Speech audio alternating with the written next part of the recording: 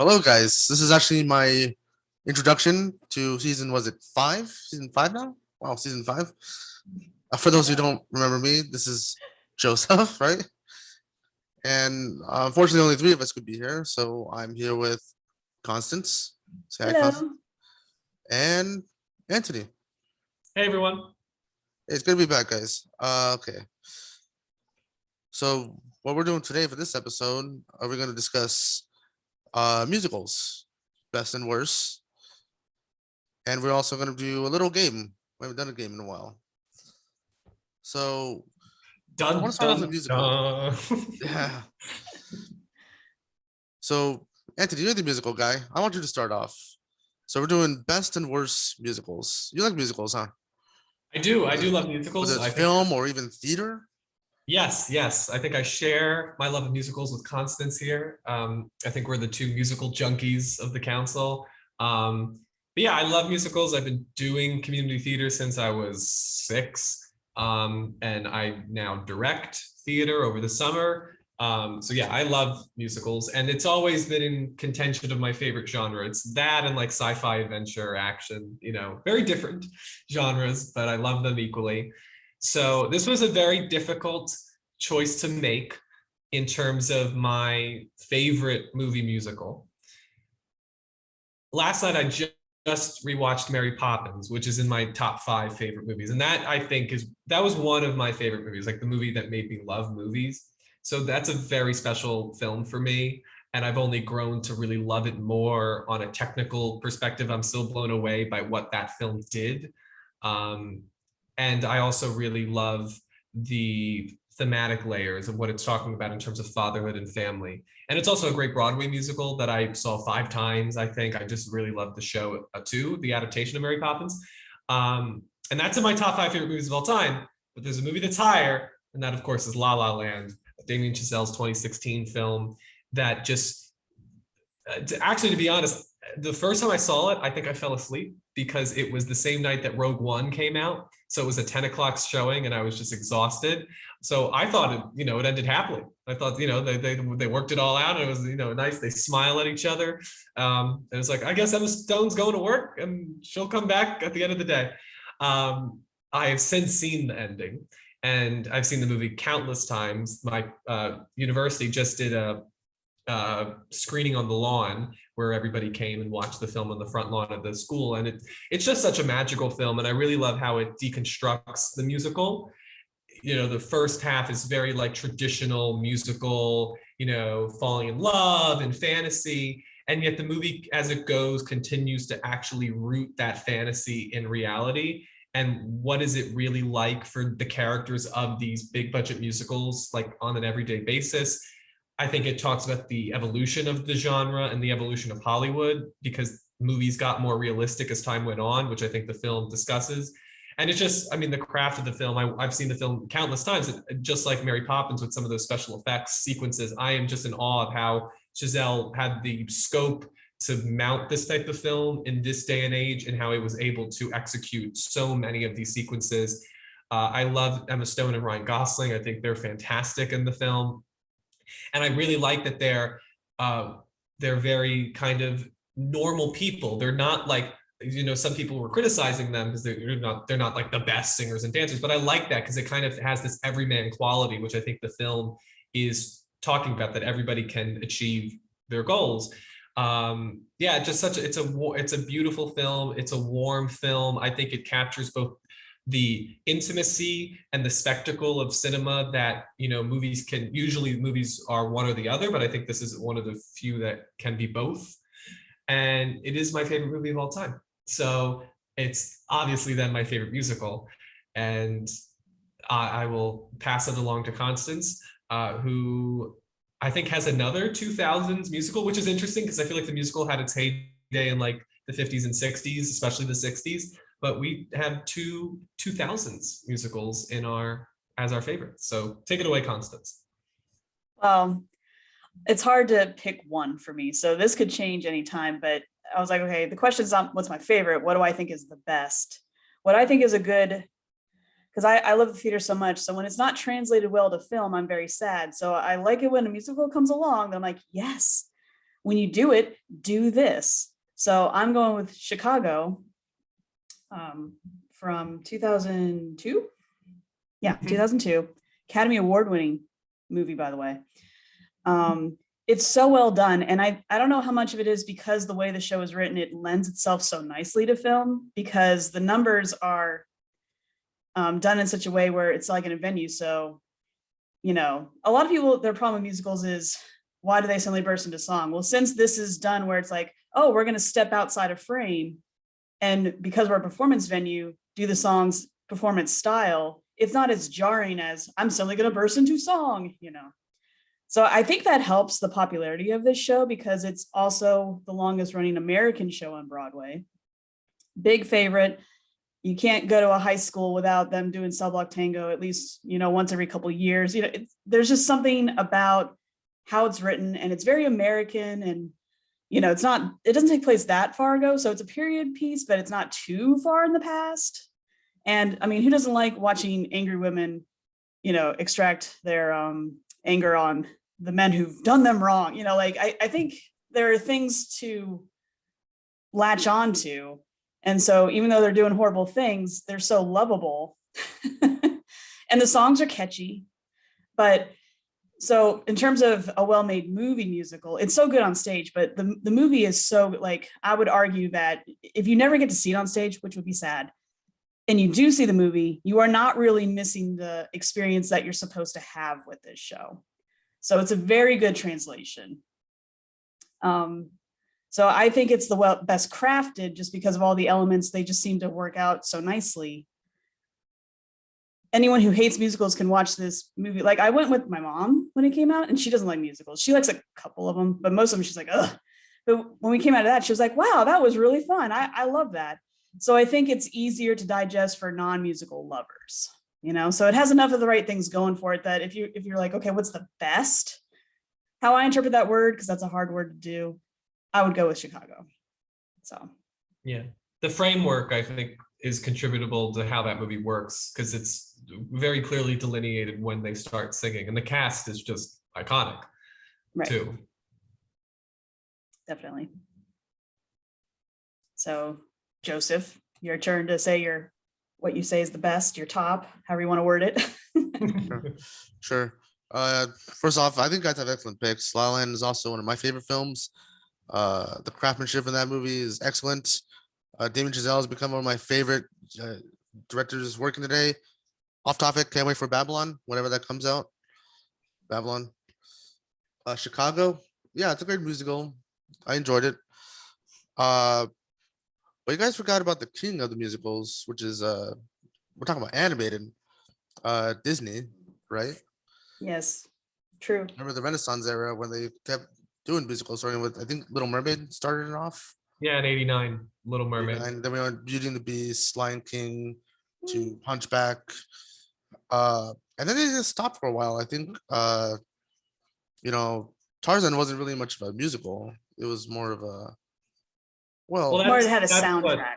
That's what ended the Renaissance in a way. There's this great video by, I think it was Sideways, which you can find on YouTube, that talks about the fact that Tarzan was the first musical where the characters weren't singing, and therefore it kind of ended what Disney was doing, because there is a big difference when a character is singing a song and when a detached narrator is singing about the characters. This So is talk about Phil Collins, right? yeah. And after a while, they just stopped doing it. Lilo and Stitch is not a musical. Treasure Planet is not a musical. And the 2D animation were just dying. I mean, sure, you can thank Pixar and films like Shrek for doing that, but you know, Disney had to evolve, and they later did evolve. Their first film was Chicken Little, again, not a musical. It's not much of anything. Right. But I want to say their first musical since, I want to say, I think Hunchback was Frozen. Am I right? Or Well, was it? Oh, no, wait, no. Princess and the Frog.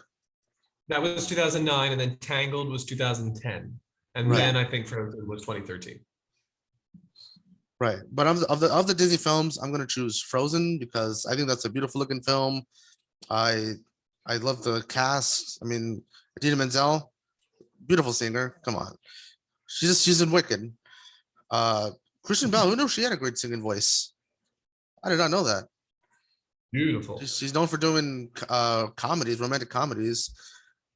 Uh, Josh Gad, another guy in theater, and there's someone else who plays Kristoff. He's also in Jonathan theater. Thank you, Jonathan Groff. So yeah, I think Disney nailed it in the park. Of course, Let It Go was one of their biggest singles hits yet. I think we don't talk about Bruno just surpassed it, huh? Yeah, it took this long. It took that long. For a while, it was Let It Go. Let It Go. I still love that song. It's about empowerment. It's about. Would you say it's about like feminism power or?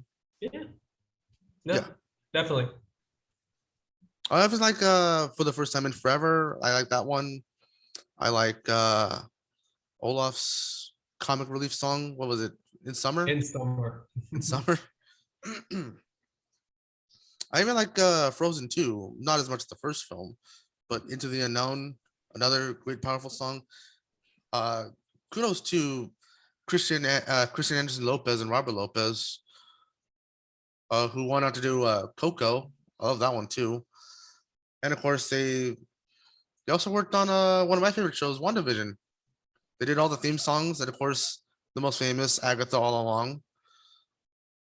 Mhm. I might be ranting on just several musicals, but yeah, I'm picking Frozen because animation stunning, cast great, songs great, and it was the talk for me when in high school. Like everyone was talking about it. I remember you couldn't It get was away from Frozen. middle school, but the same goes. Constance is like, get me out of here. Yeah, it Frozen's came a out good like my pick. senior year. Yeah. I remember I was in there was this awful blizzard when during that winter that Frozen came out, and my dad and I pushed the car up the hill to the movie theater to see Frozen, and because it was an awful snowstorm, they gave everybody an Olaf pin to see the film. Yeah, I know it's kind of like cool to trash on Frozen because I think because of how popular it became, but I'm with you, Joseph. I stand by the film. And for me, actually, it's always a back and forth of which one I like more. Today, I think I like Frozen 2 more, but I just, they're equal in my eyes. I think they're really, really great. And if you haven't seen the Disney Plus documentary about the making of Frozen 2 called Into the Unknown, watch it. It is so interesting to see how that movie came together. Even if you're not a big fan of the movie, I think that you would just find the process of how they able to do it, like the fact that Show Yourself, which is probably my favorite song from either movie, I forgot about that one. that wasn't written until like the 11th hour. Like that was one of the last songs they wrote for the movie, like within the same, like I think it was like within 6 or 7 months of its release. It was insane. But it's a really, I mean, there's so many Disney. Constance, do you have a favorite? I think mine might be Beauty and the Beast. And I love both the remake and the original. But I was gonna say Beauty and the Beast. But yeah, I thought that was gonna be a typical response.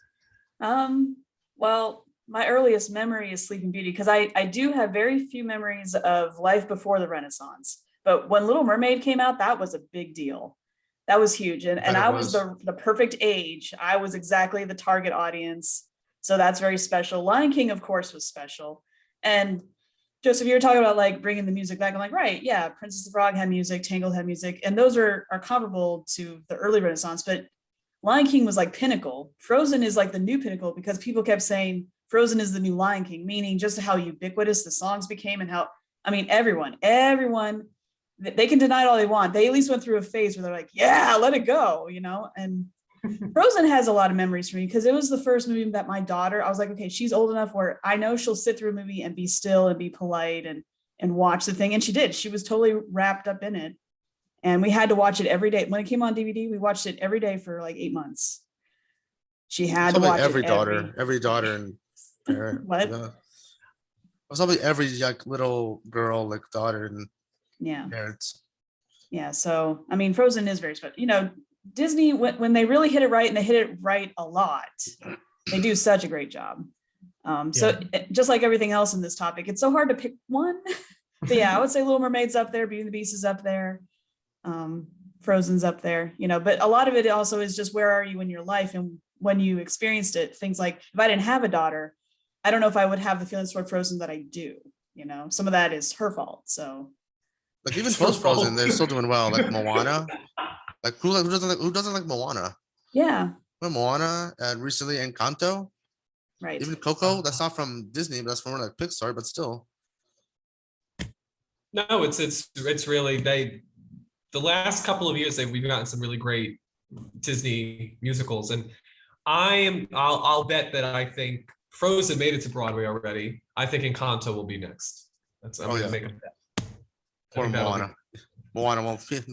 Moana is just because I don't know how they could do the water. I think Encanto is an easier thing to stage. Yeah. Yeah, that's true. And I think I got the feeling that Lin maybe is more proud of Encanto. So I think if he was going to work on one, he would work on that. Yeah, because I think Moana was like outnumbered by like Zootopia because that came out the same year. Yeah, 2016. Because everyone liked Zootopia. I think Zootopia was the more beloved. Yeah, I mean they were both great too. Maybe because Zootopia just had a bigger cultural impact too, because it made $1 billion. So that could be why as well. So we should mention that we're doing this topic in honor of Cyrano. Natalia joins us. Natalia sudden. Oh no, and then she's gone. Maybe she'll pop in. She realized we were talking about Cyrano, which I wouldn't blame her for leaving. Constance and I saw the new film, and we were not a fan. It got Oscar nominations. Got one. Yeah, it's not all crap. Yeah. What was it, like costume design or production design? Yeah. But so in honor of a new movie musical coming out, which we got a lot in 2021, and I consider Cyrano a 2021 release. So Cyrano came out. It inspired us to have this conversation. It's not the worst movie musical ever made, but it's definitely down there. And there are definitely a lot of bad movie musicals. And so, Joseph, do you want to work our way around? You can start. Give us your worst movie musical of all time as we welcome Natalia. Natalia, I want to get on this? Natalia's sudden. Guys, I'm so sorry. I didn't know that you were doing this because Joseph didn't tell me what you want to get on this? we're talking about. Yes. Oh God, I don't have my. You want to tell us your favorite musical? My favorite movie musical is probably the one that I just got a poster of yesterday. You can find that on my Twitter, at Brown Lesbian, and it is Singing in the Rain. I love that one so much. I'm an absolute, as we all know, I'm a slut for Gene Kelly. I am an absolute slut for 1950s movie musicals, like the prime. I did like maybe 3 papers on the genre alone. So I love that. I love that movie so much. It's one of my favorites. I can basically know it. I think I know it by memory because I've watched it so many times growing up. My grandfather really liked movie musicals, so we would always be watching that with him. Yeah, and the cast is amazing. Gene Kelly, obviously, tap dancing god. Very iffy on the Gene Kelly movie that's going to be coming up soon because the cast that's a topic for another day. But Debbie Reynolds, she's just magnificent. She's just glowing and effervescent, and I love her to death. R.I.P. And Donald O'Connor is, as always, just such a bright light, and I love him so much. And he's such a joy to watch, even though we all know that he smoked, I don't even know how many packs a day when he was doing Make 'Em Laugh. Tell them about the birthday. Our birthday. Oh, yes, and we also love it specifically because one of the parts right before, oh God, what's the song? Good Morning. Gene Kelly was like, March 23rd, today's the best day. And Donald O'Connor was like, no, it's March 24th, it's past midnight. And that's our birthday, so or that too. Yes. Nice. So Natalia, do you want to start us off on the worst movie musical of all time? I mean, like, outside of Cats, what is worse? So I think you and Joseph agree then that Cats is the worst. Cats is pretty Tag bad. team. Yeah. The only good thing is Shimbleshanks. That's it. Shimbleshanks. That's Shimbleshanks. It's not plural. Shimbleshanks. Yeah. You ever seen a That's musical? okay. Ever seen a musical and like did not like it at all, and wonder you can never make a movie out of that? That's Cats to me, because the musical is not even that good either. I'm sorry. I'm sorry for you cat lovers. I don't know. Any of you guys like Cats the musical? I've always found it to be So weird. campy and a little weird, but like that's kind of the gist of it. But again, Shimbleshank. It's just odd because like you hear Tom Hooper in interviews talk about like he wanted to ground Cats in this sort of realism. Like he's proud of the groundedness that you feel while watching. It's like, dude, it's Cats. Like, come on, man. Like, never have I seen somebody misunderstand the assignment. Right. Like more than Tom Hooper aiming for Oscar gold with Cats. It's just ridiculous. And the sad thing too, and then Natalia, you can go, it's like if they had done like costumes and It makeup, would have been a lot better. I think it would have been a lot better. Or do it like Spielberg was going to do in the 90s and have it animated. I think that's I was the gonna way- bring that up. Yeah, I was like, maybe as an animated film, Cats would be okay. Maybe. The photorealism of it was one of the weirdest drawing things that I've ever seen on camera. Rebel on the Wilson. screen. Very weird. So weird. The look on the cats is just so uncanny. Makes sense, the cat moving, but it's just like it's so weird. And then ooh, no. Two things. One unrelated thing that can be quickly edited out. I'm so sorry. And one related to Tom Hooper. Look at what Hannah got yesterday. It's a Funko Pop of Ben from Umbrella Academy, and she really is proud of it. Oh, I thought it was actually Ben for a second. Oh, that'd be cute. Yeah, this is our way of announcing that the council is now doing Funko Pops. No. Ben is Imagine, there. That'd be great. Yeah. Just- Have you all been just wondering where actually Ben went? test Now that. you know. Now you know he's made a Funko Pop. The other thing is the Tom Hooper mentioned Into the Woods. Also not good. Oh, you're not a fan of that one? I'm not a fan. I am a massive fan of the original. I rewatch the original late 80s. It's the It original came out cast. like in 87, 88. Yeah. I think they filmed it in the 90s, but it was the Yeah. original cast from the 87, 88 production. Yeah, I was gonna say it was something along those lines. I rewatch that all the time. That one I know for a fact that I do have it memorized, and I love Joanna Gleason. She's spectacular as the baker's wife. I know, thank you, Antony. Oh, God. She's so good. But I watched I watched that version, and then like a couple days later I watched the movie, and I was like watching the movie and I was like, this is not it. I mean, I think the best part about it was probably Anna Kendrick. Oh, I thought you were gonna say Chris Pine. And Chris Pine, sure, I guess. I mean, he did well. Oh, yeah, Meryl Streep was nominated for that film. She was good. She was good. The cast is fine. Emily The cast Blunt. is fine. And also a surprise Billy Magnuson, which is very fun. Yes. Yes. Sorry. Yeah, I think that I know Constance has a more positive opinion of the film. I think for me, I think the issue, and I have the same issue with, if you don't know, there's a company that you can license shows from that does junior versions that are meant for middle schools and summer camps to do. And there's 60-minute versions of these 2.5-hour musicals for youth theater. And they have an Into the Woods Junior, which is just the first act, which if you know Into the Woods, the whole point of the show is that the first act is your traditional type of fairy tale, and the second act deconstructs it. And like La La Land, I like its deconstruction, like WandaVision, because I think you're able to offer like renewed perspective on these stories, why they matter, why they have lasted. And Into the Woods is such a beautiful show. I think that and Sweeney Todd Hamilton. Love Sweeney Todd.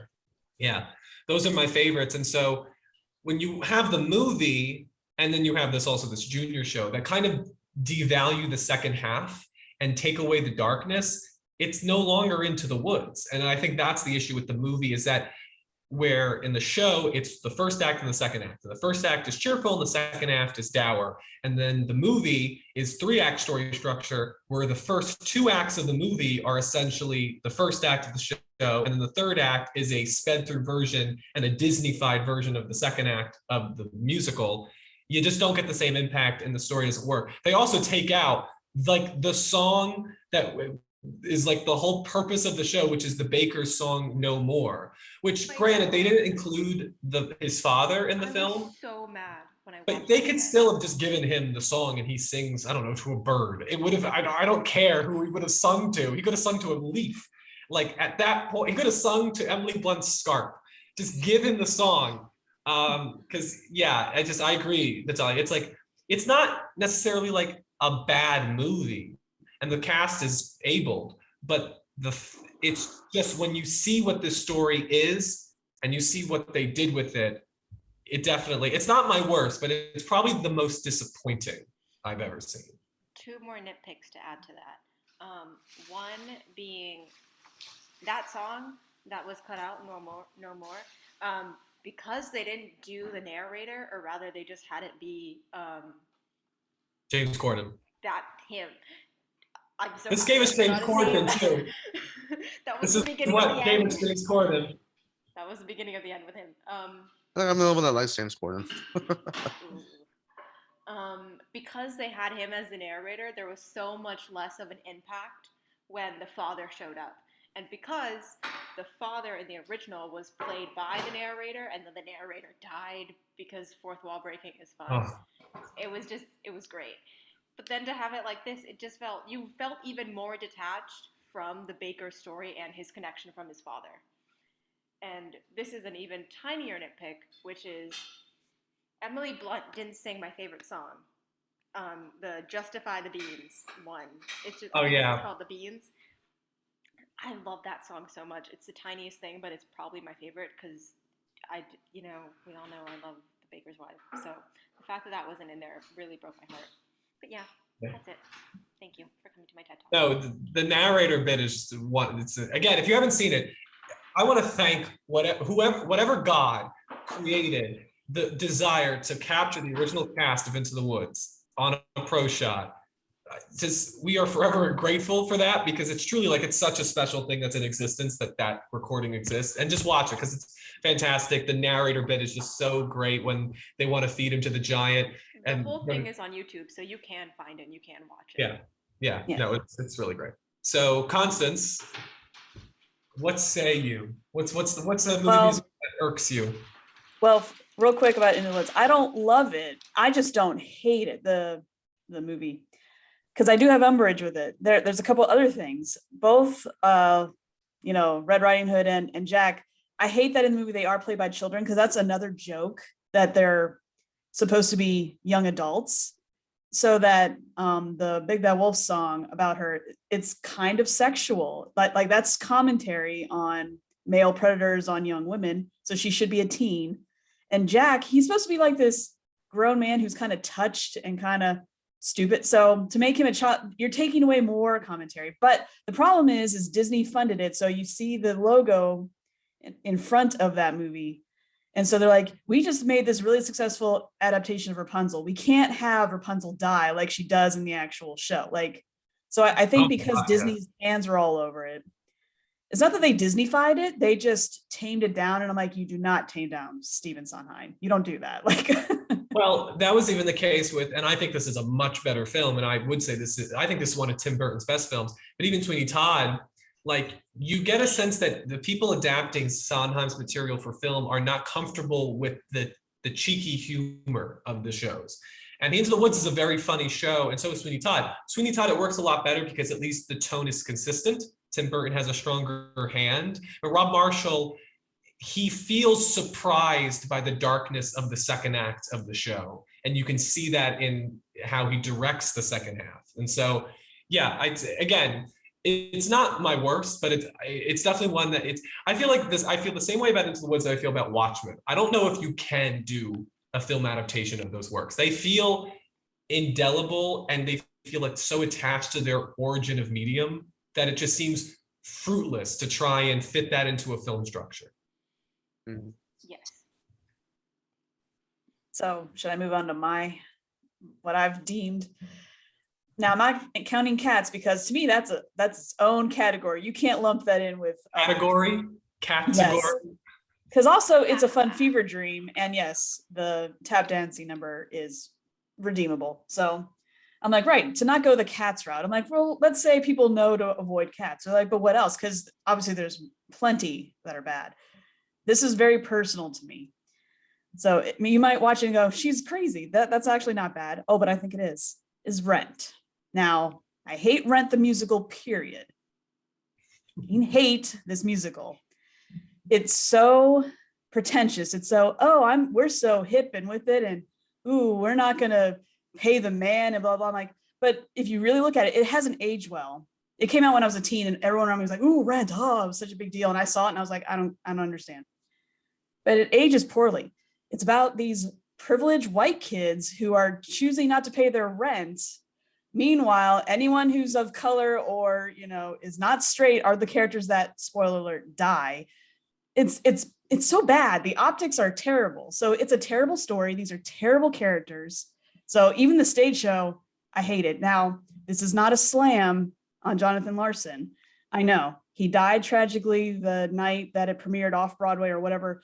That does not give this musical a pass. I'm sorry. He wasn't done. I wish he could have stayed long enough to massage it some more and workshop it some more. I don't think to me, it's an incomplete work. So I'm not going to hoist it up just because he died. That's not a good enough reason to go, now we have to immortalize it and worship it and call it great. It's not. Also, Chris Columbus, that's who we're going to get to direct this movie. What are you thinking? He does not know how to. Now, granted, again, I think it's incomplete work, but a lot of his camera work, and then we're adding random scenes like, let's have, what's his face, Roger. Suddenly he's in the desert with a big truck and he's singing to a canyon. Why are we here? Why are we doing this? It's like he's about to sell us like some like athletic footwear, and like that's the commercial. And that's the other thing. It's very important to people when you see the original show, if the original cast can be brought over to immortalize their work, that is important, but they waited too long. These cast members look too old to play their counterparts. Like Anthony Rapp, I don't like him anyway. Adam Pascal, I have seen on stage. He is so much better than how he comes across in this movie. And it's so sad that Idina Menzel is in this movie because she's talented, but they didn't do well by her at all.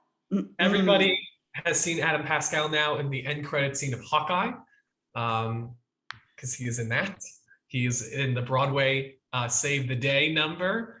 Yes, that's I haven't seen Hawkeye. I only saw the last episode, so thank you for reminding me. Yes. There you go. So out of Rent, Seasons of Love is a good song, but I hate that they open with it.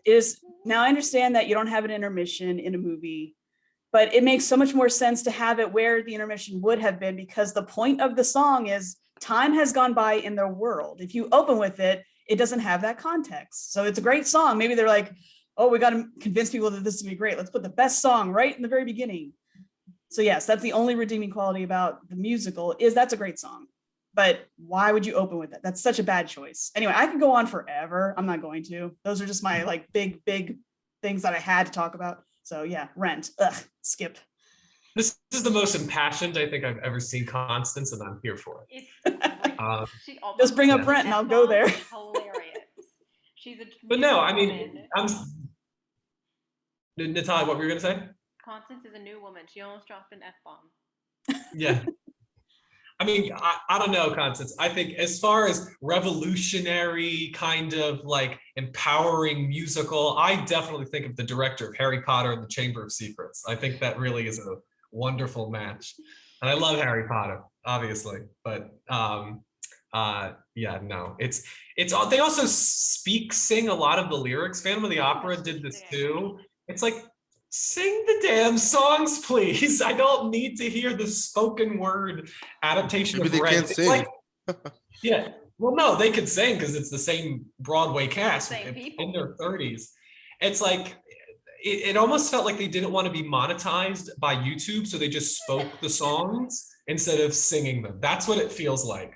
Yeah, I definitely agree with that. It's the movie is I have issues with the musical itself, and then the movie is just much worse. And you're right, it just there is a story in there that's interesting and intriguing, but we have to spend time with the stupid love triangle in the middle of it. It's like, why? What does this have to do with anything? So yeah. Now Stephen Chbosky wrote the Rent movie, or co-wrote it. I think, I'm not sure. I'll look up whether he was the singular writer. But he worked on that movie. And he also directed another movie. That is Dear Evan Hansen, which is by far the worst movie I've ever seen. And it is the worst movie musical of all time. Constance, have you seen it? No. Okay, because I think the most amount of time that Constance and I have spent on this was watching the trailer. And then someone in the comments was like, oh, you guys are complaining there's too much of the movie. And then Yusuf showed up when Yusuf was still here. Hi, Yusuf. You're definitely not watching this, but hi, if you are. I saw the movie, and this is the whole movie. So, Constance, you and I, we saw the movie. We saw the abridgment. That's what we saw. I will say yes, plot-wise, you saw the movie, but to witness this movie, and by the way, Stephen Chbosky was the sole writer, a screenwriter for us. To witness this film, and I went because I don't feel comfortable critiquing a film having not seen a film. It's why I will not be talking about the new Medea movie, because I'm not going to sit through that. I've seen the two boos, and that's enough for me. But yeah, I was just like, I need to see it. And I saw the original Broadway cast, and I had a positive opinion of the show. I was young, so maybe that was it. I wasn't of the mind that I am now, where I am, active in my critical discourse. But yeah, this movie is just awful. Every single choice, I was just shocked of what was happening. Half the songs, I think, are not sung. It's like Tarzan. You hear them sung. Like You Will Be Found, the chorus is not, you don't see anybody sing that. You hear it sung, which is just awful. Like that is like the number one cardinal rule, is that the characters need to sing in a musical. Ben Platt, enough has been said about him. He should not have been cast in this role, not only because he is wildly, been out of this character's age range. I mean, he played a freshman in college, excuse me. He played a freshman in college in 2012 in Pitch Perfect. How is he now playing a high schooler? Like, so many years after. It's ridiculous. And what I really hate about that is that you talk about, like Stephen Chbosky has gone on and said, like their main goal was to preserve this performance, which if that was your case, why not just release a pro shot? I know why they didn't release a pro shot is because they wanted Platt to be nominated for an Oscar or win. Let's see how that's going for you. And the other thing too is like it prioritizes one person over the collective. And I think what we love about theater and the arts and film is that it's a collaborative effort. Even with, even somebody like Paul Thomas Anderson, who probably is a great example of auteur theory, he will still say that it takes, I think, a lot of people to make a film work. I don't think he's, very rarely do you have egotistical filmmakers be successful because nobody wants to work with them. And this egotistical mindset of my father's going to produce this movie so that my performance can be preserved, it just felt very wrong to me. On top of the textual issues, that this movie is just so irresponsible, I feel, in how it depicts mental illness. And because you kind of are like, you're against Evan for the choices that he makes. And I just feel that again, the fact that it makes me want to root against him, even though I know that this is a character that's suffering, is just so uncomfortable, but in like a euphoria type of way. And the uncomfortable, like, I want to turn this off uncomfortable, not like the uncomfortable that I'll describe, like, if you watch Ozark, there's a scene where Marty and Wendy are in therapy and they're yelling at each other, and you're like, I shouldn't be here for this, but it's well done. Like, that's the type of uncomfortable that we should have. This is uncomfortable, like, how did this get to the screen? Again, it just fails as a musical. It's so drab. The primary color of the movie is gray, which, why? It's a musical. Why is it gray? The one song in the movie, Sincerely Me, that is not like, I'm going to stand here and sing, and then I'm going to move over here and sing, and I'm going to belt my face off. The only song that's not that is so like cringeworthy because of how out of place it feels, and how just they reanimate a corpse to like sing and dance and dab. He's like it's like reanimating a corpse to make him laugh. It is so bad. It's just, and then the worst part about it is that Julianne Moore is so freaking good in this movie. It's one of her best performances. Her 11 o'clock number is just absolutely groundbreaking, like beautifully done. And I love, we talked about this with La La Land. I love the kind of the imperfections of her because she's not a singer. I don't think she's ever done a musical before. And I like that because of the song is like a mother's trying to tell their son and their child how much they try. And you hear the imperfections because, you know, motherhood is full of imperfections. You know, it's trying and failing, but then trying again. So her performance is so good, as well as Caitlin Dever and Amy Adams, that it makes me feel upset that their work not only is making this movie seem better than it is, but that they are being wasted in this just terrible, terrible insult to the musical itself. So that is by far the just absolute worst movie I've ever seen. Because again, the craft of the film is shit, and so is the themes of the movie. And it just, I'll never get those 2 hours back. But I feel like this is how I rectify that. I get to share my opinions, and maybe now it's worth it. Natalia. To move on to a mid sort of musical, do you guys remember Prom that came out like last year? Yeah. That was kind of Prom. The Prom. The Prom. Yeah. That was kind of fine. I mean, it had James Corden, but it was kind of fine. We had Nicole Kidman doing Fosse with her long ass legs. That's all I remember. Yeah. I would the record be shown that Pascal and Peak also did La La Land. Yeah. Well, Pasek and Paul wrote the lyrics to La La Land. And the music, I should say, the music is fine. The music is divorced from the show, is pretty good. It's just the context of the songs kind of ruin them in a way. And Chbosky just is so uncomfortable with the movie musical that the songs are just, it's not their fault. The Pasek and Paul, again, the songs kind of are different. I would not put that here for the songs. Not the worst score. The worst score of a Broadway musical is by far King Kong the musical, which is not a movie. But it's they use dubstep for a Broadway score. It was awful. I sat there as angry at that as I did with Dear Evan Hansen. If we were doing just Broadway musicals period, that would be a tough race between King Kong the musical and the Dear Evan Hansen movie. Are we excited for Wicked? Yes. Yes. That's what they should have done instead of Cats. I'm like slightly nervous because this has been going on for years and years and years, and the cast has just been announced. Yeah, but it's a good cast. I know. Good cast. Cynthia Erivo and Ariana Grande. Ariana Grande. And I just want to say, for those people that like, well, how could you have an issue with Ben Platt and not have an issue with Ariana Grande and Cynthia Erivo playing college kids? She knows her shit.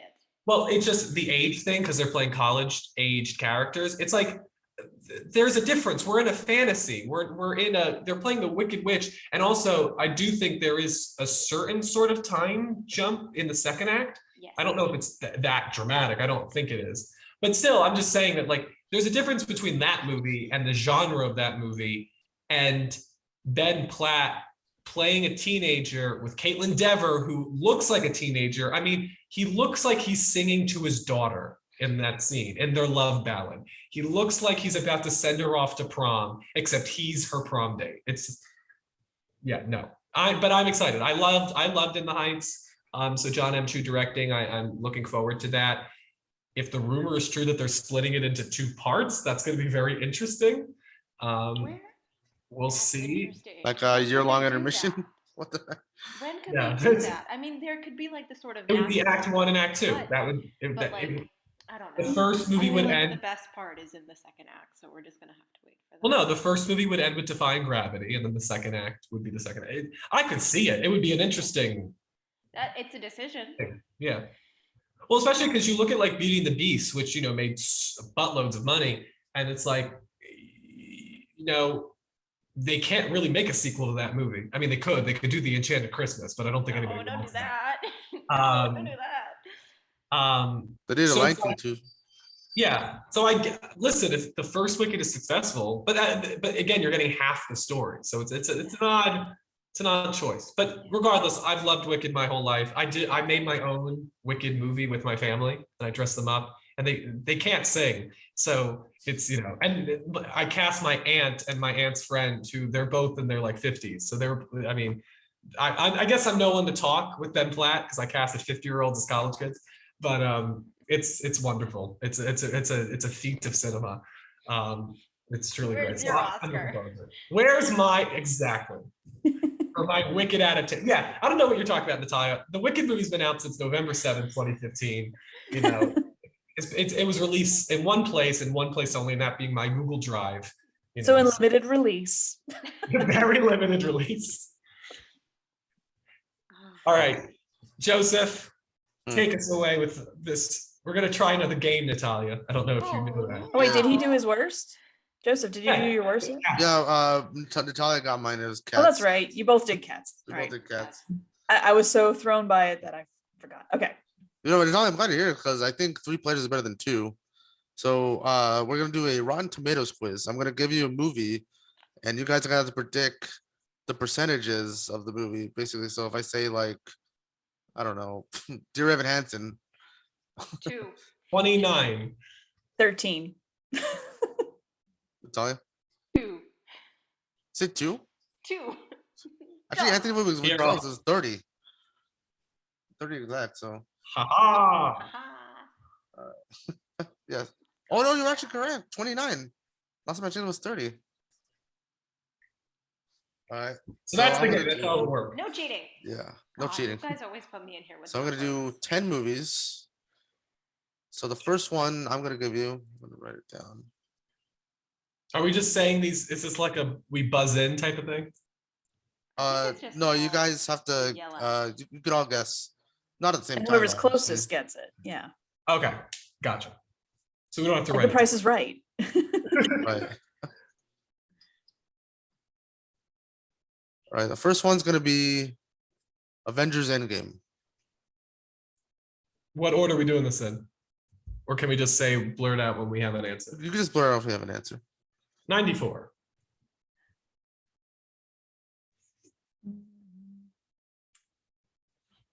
Mm, 97. So I wish it was 97. I'm just guessing. I don't know. 2. I like the 94. What? I wasn't gonna go for 93. 92. She said 92. one was spot on. Whoever said Ooh, 94 was right. Damn it! I'm not Anthony, was it- surprised. It's gonna be Antony every time. He's got them all. He's got them all in his Numbers, head. Boy, that's how I. So much useless information up here. Welcome to college, kid. The next film is gonna be Lion King, not 94, 2019 Lion King. Ooh, 51. Oh, no. No. Yeah, 51. 51. 60. 45. What was the Talios? 45. 55? 45. She said 45. 45. I'm sorry. The actual is 52. So I think 51 was closest. God damn it. So Anthony is right again. He has 2. All right. This next one.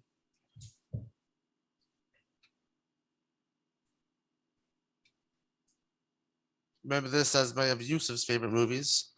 Charlie and the Chocolate Factory. The Johnny Depp, Johnny Depp one. which is so ironic that the movie that spends more time on Willy Wonka is called Charlie, and the one that spends more time on Charlie is called Willy Wonka. Right? I'm gonna say 80%. I think this got an 80. I think this was Just more 80, like 80? 8-0. I believe this was a more like disputed movie among fans. I don't think critics had it out for this movie. And I rewatched it recently. I think it's good. I still prefer the Gene Wilder one, but I think that maybe because I like musicals. Cheer Up Charlie, And Gene one of the best. And Gene Wilder. No, it's great. 83. 74. Or I mean 76. 76. 76? Sorry. You guys were actually right that it did get positive reviews. But it's at 83. 83. That's Natalia. Natalia got 1 point. All right, so next film we're gonna do.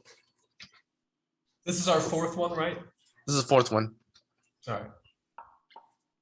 We can all bounce back Toys. to get to you. Toy Story 4. Toy Story 97. 97. Don't say that. 89. 91.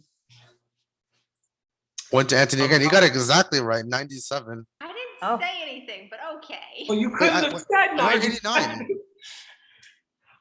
Unpopular opinion, this is my favorite Toy Story sequel. Oh my I'm God. not. I mean, I think my least favorite actually.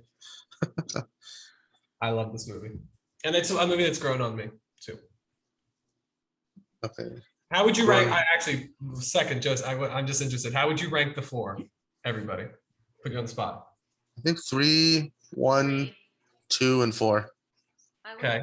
I think out of all That's the the sequels consensus. or out of all of them? Because if I'm doing all of the sequels, I would probably put 4 at. We'll include the first one. Include Toy Story 1. 1. I think it got worse as it went along. So 1, 2, 3, 1, 4 2, for you. 3, 4. Yeah, I Okay. think 1, 2, 3, 4. But only because I've only seen the third one a couple times and I've only seen the fourth one once. I haven't watched them Same. enough. But again, I was a child when the first one came out, so I watched it a lot. So it's, again, it's all about timing. But I'm No, sure if I it's- watched them all in a row, then I could say, okay, on their own merits, it would probably be different. But without doing we that on- in order. Are we in 5? We're in Yeah. 5, right? Yes. So it's Antony at 3, Natalia has 1. 1. Birds of Prey. 79.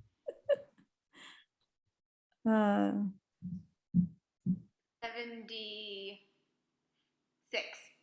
76. 69. 69. 79 was correct. Wow. Antony has 4 now. Since he's cheating. And it should be higher. Actually got a Great. 78 audience. I'm surprised. I thought the audience would be a lot more mixed because I wasn't a huge fan Nobody saw it, so nobody could be mixed. of it. That was the last movie I saw before the pandemic. Oh, Mine was And I haven't been back to the 1962. movie. Mine too. I haven't been back to the movie theater since. No. All right. Bad Boys for Life. Remember that one? Yes. Now this one I have no idea. So I'm gonna say 73. 73. 69. 69. 80. 80. Who should I give this one to? Uh-oh. Oh my That's god. 76. One said 73. Antony said 73, and you said 80. Constance. Mhm. Give it to Constance. She deserves it. Let's give it to Constance. Okay. So that's 1 for Constance, 1 for Natalia, and 4 for Antony. So we're at number 7.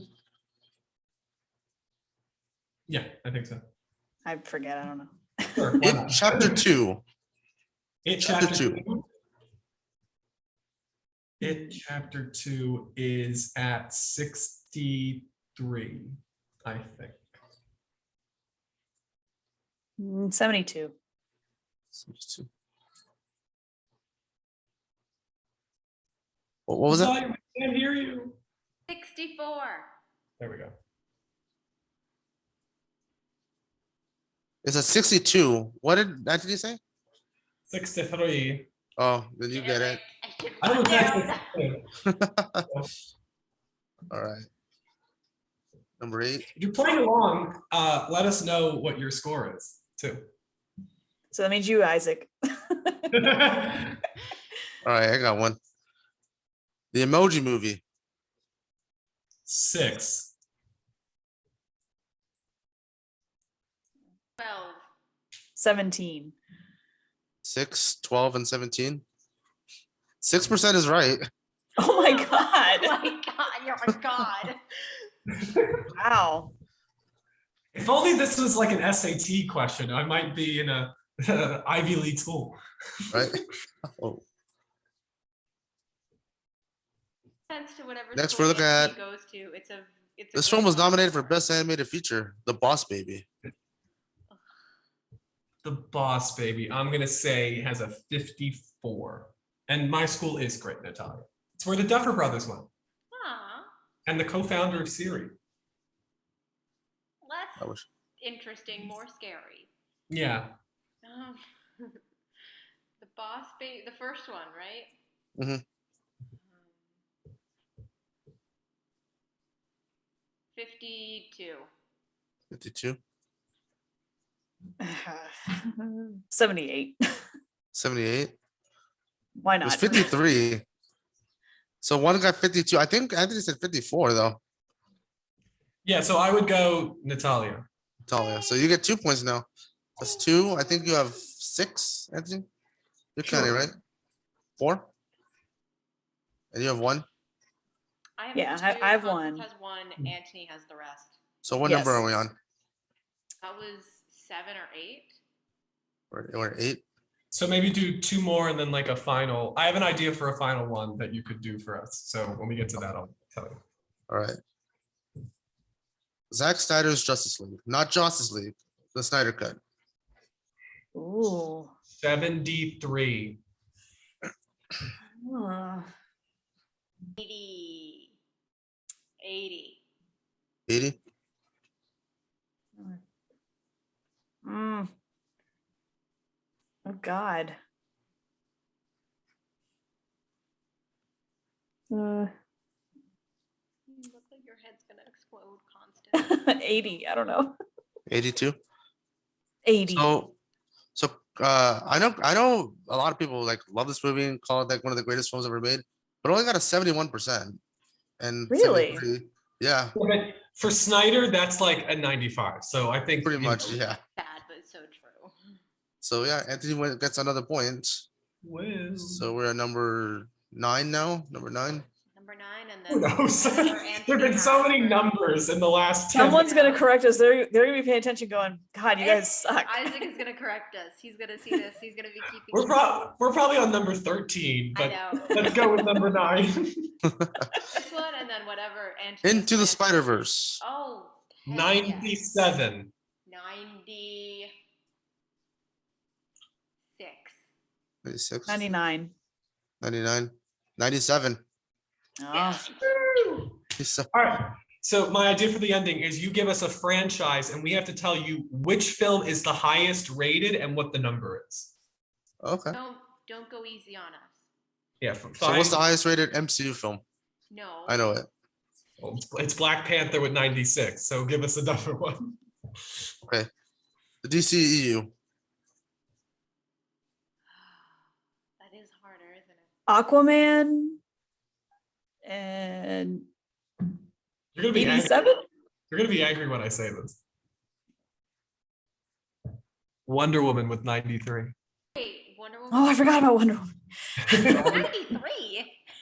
What do you There's mean? 93 too? I'm pretty sure it was 93, right? You're the smart one. It's Wonder Woman with 93. Toy Story. Good. Toy Story. Toy Story 1 and 2 have 100%. Toy Story 3 has 99 and 20. Toy Story 4 has 97. God, All of he them. is knows. Rotten Tomatoes. Yes. He knows. He is Rotten Tomatoes. Another one. He's got a data chip in his head, something like Okay. What's the lowest Harry Potter / Wizarding Worlds. Did you say lowest? Lowest. I'll wait. I'll give you guys a second. Fantastic Beasts, the second one, whatever the hell it was called. There Second it one? is. And it has like 37, right? That low? I thought it was higher. Which one is it? Is it the Grindelwald. Where to Find Them? Second one. Crimes of Grindelwald Crimes of Grindelwald. has like a 37 or a 39, I think. Look at me go. I got another point. Woo. Constance, you get one next. Well, like I Oh, name wow, a it's another franchise? 36. Oh wow, 37. Oh, you want me to name a franchise? Because I got one. Sure. The Jurassic Park / World universe. Which is the And- highest. Yeah, out of all the Jurassic, not just the world, not just the park, all of them. It's gotta be the first one. The first one, and I think it's like a 93. Yeah, I'm gonna let's see. And the lowest is Fallen Kingdom with like a 48. Somebody can fact check that. Slower than wow. But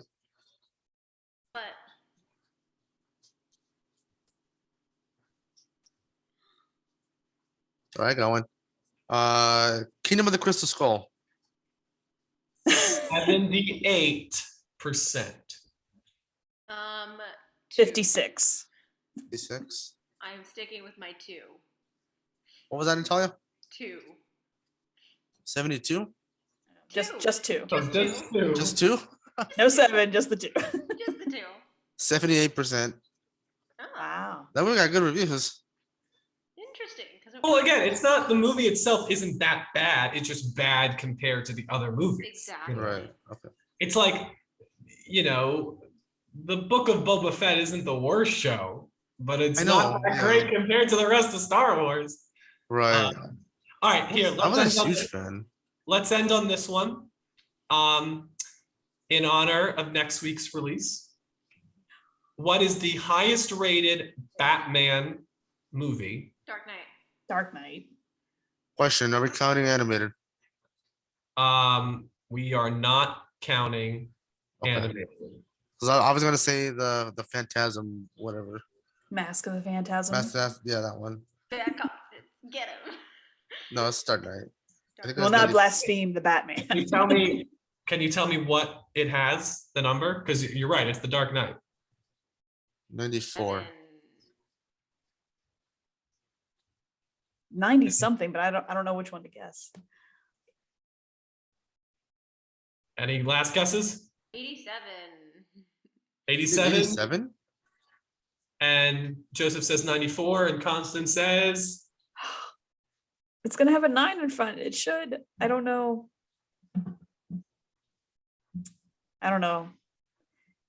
What did you say, Joseph? 94. I'll go with 96.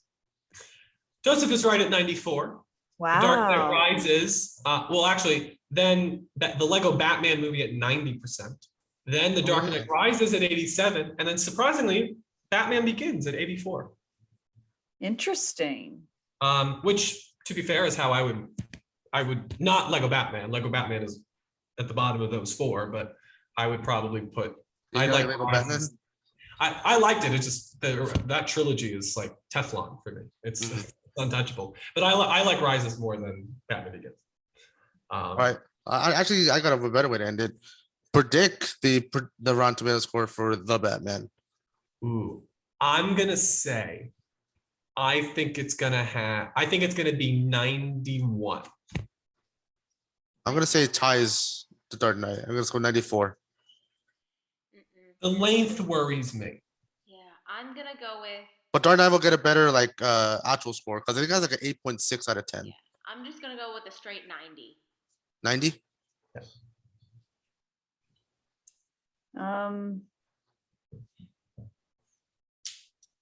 Well, then I guess I'll go 92. I don't think it'll go above 94, but I can't give it an 80 anything without seeing it. So No, I think this film is going to really, for comics fans, this is going to be like a haven for them. But Right. I still think there might be a little bit more respect for what Nolan accomplished. That will still have the higher. But Matt tomato. Reeves has accomplished a lot too. He did the 2 Planet of the Apes, the last 2. I know. I think that I Yeah, think we they had got high scores too, right? The Dawn and War. He did Dawn of War. He was a great filmmaker. And listen, I'm looking forward to it. But I think as far as critical response goes, I think The Dark Knight represented that and Iron Man the same summer represented a movement in the cinematic art form that changed the game. And I think this film just seems like a great comic book movie. But we'll see. Maybe it will change the game. We'll have to wait and see. What do we think the box office for this weekend is going to be? Oh, it's gonna be $2 billion. It's gonna be high. You think it's going to get 2 billion? No, Not I in don't one know weekend. because we're in March. It's gonna be in March. Gonna be a ton of competition, at least until Doctor Strange comes out. Well, or Fantastic Beasts. That's the next big blockbuster, also from Warner Brothers in April. Mm, What was No Way's Home opening box office? Just opening weekend. What was 260. 170. 60. domestic 200 or worldwide? domestic, 260. No, what was his opening weekend? I think she said. Yeah, 260 million domestic Hmm. opening weekend. Oh, I thought it was. I thought we were doing just North America. Yeah, domestic, North America. I think it'll be below that, but I'm Yeah, trying I to think- decide how much. No, but it won't be low. It'll just No, no. But I do think it'll be below that. You think it crosses 200? Yes. If not, I think it'll get close. I think Like it's going to 180, one. I have yeah. 180. I think it's going to hit 180. Because like Its I will budget is say, actually low. It's Because actually a it's low like- budget. but I 100 think it million. will hold very well too. But who knows? Listen, this movie could like I could see it anywhere between like 175 and like 230. It could be anywhere in there. Yeah. And Yeah, I that's do- why I said I think it'll be below No Way Home, but not by a whole lot. Just enough where it's like, okay, you're not No Way Home. You're not doing what that movie did. And I will predict that this becomes the highest grossing DC movie of all time at the worldwide box office. I That I think Aquaman is. If you were to say Aquaman is the highest grossing DC movie, I would not believe you. I mean, it depends.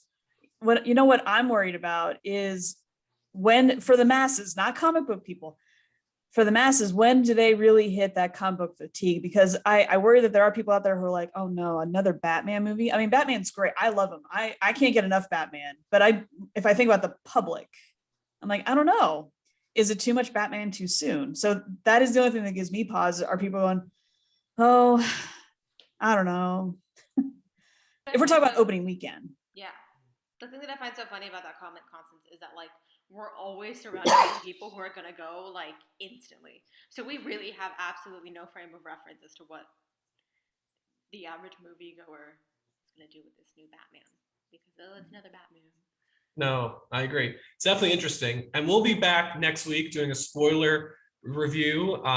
It'll probably be our most attended from the panel, given it. So make sure to come back next week. Joseph, you want to wrap us out? Sure. So that does it for this episode of the council. Everyone wave goodbye, I guess. Bye. Bye. Bye, everyone.